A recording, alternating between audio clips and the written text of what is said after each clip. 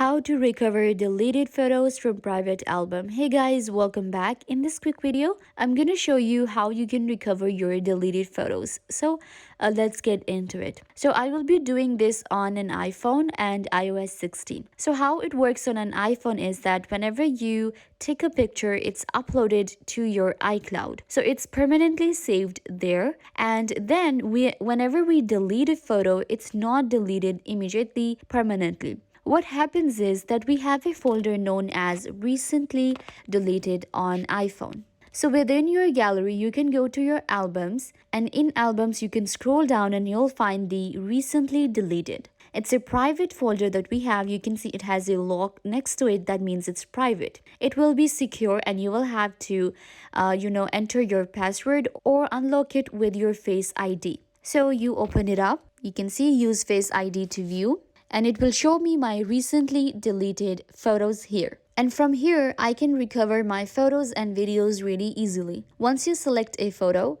you can just click on recover and then it will be recovered back to your main gallery. I hope that I was a big help. Don't forget to give this video a big thumbs up, leave a comment down below, turn on bell notification and subscribe to YouTube channel.